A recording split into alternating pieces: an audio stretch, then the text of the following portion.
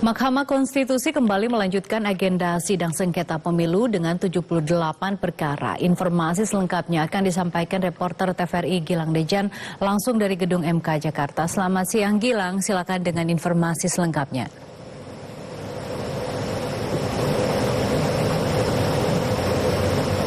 Ya, selamat siang Natasha dan juga saudara. Memang hingga saat ini sidang lanjutan PHPU Pemilihan Legislatif atau Pileg 2024 masih terus berlangsung di Gedung Mahkamah Konstitusi Jakarta.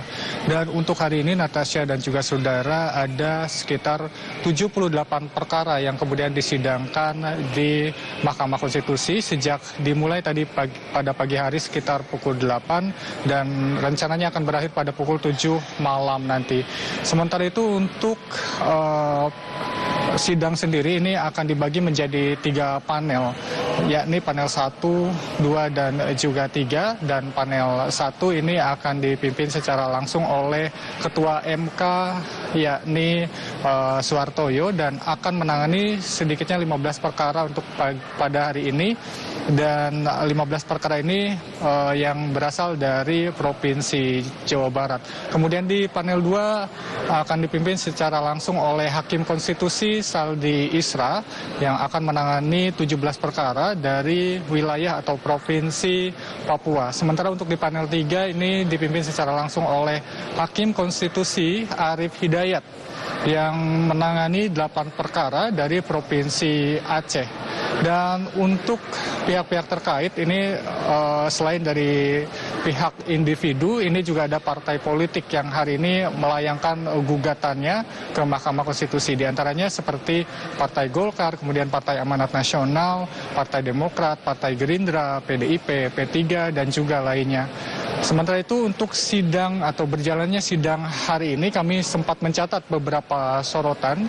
Salah satunya tadi ketika kuasa hukum dari KPU RI meminta agar Mahkamah Konstitusi menolak gugatan dari P3 terkait dengan pemindahan suara dari P3 ke Partai Gerindra, di mana kuasa hukum dari KPU RI ini menilai bahwa gugatan pemindahan suara atau migrasi suara dari P3 ke Partai Garuda ini hanya klaim sepihak saja begitu, karena tadi P3 tidak bisa menerangkan secara detail bagaimana mekanisme perpindahan suara atau migrasi suara yang diklaim terjadi dari P3 ke Partai Gerindra di wilayah pemilihan Jawa Barat yang kemudian klaimnya dilakukan oleh KPU RI. Selain itu, Natasha dan juga saudara, tadi juga dari panel 3 yang menjadi sorotan adalah Hakim Konstitusi Arif Hidayat yang menyoroti terkait dengan Komisi Independen Pemilihan atau KIP Aceh yang kemudian kinerjanya dinilai perlu dibenahi karena memang dalam pemilihan legislatif di Provinsi Aceh ini ada sejumlah temuan-temuan dari Bawaslu yang kemudian tidak ditindaklanjuti oleh Komisi Independen Pemilihan atau KIP Aceh. Dan MK berharap agar KIP Aceh ini bisa membenahi atau mengevaluasi kinerja-kinerjanya agar nanti pada tahapan pilkada lebih baik lagi begitu. Dan untuk hari ini memang agendanya masih berkutat di mendengarkan jawaban termohon dan juga dari pihak terkait dan juga pemberi keterangan, dan agenda ini akan berlangsung atau dijadwalkan sekitar dari periode 6 Mei hingga 15 Mei 2024 mendatang, sebelum kemudian nanti akan dilanjutkan oleh tahapan-tahapan selanjutnya, yakni rapat permusyawaratan hakim atau RPH. Kemudian juga nanti akan ada putusan hasil sengketa PHPU Pileg.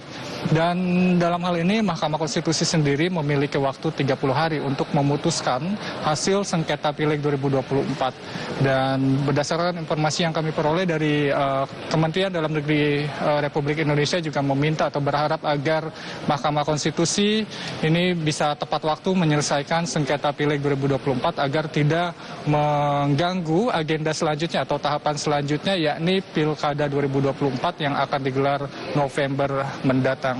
Dan hingga saat ini sidang PHPU Pileg ini masih terus berlanjut dan sedang dilakukan break sebelum kemudian nanti sesi 2 akan dilangsungkan pada sore hari. Untuk sementara demikian informasi yang dapat kami sampaikan dari gedung MK Jakarta. Kembali ke studio, Natasha.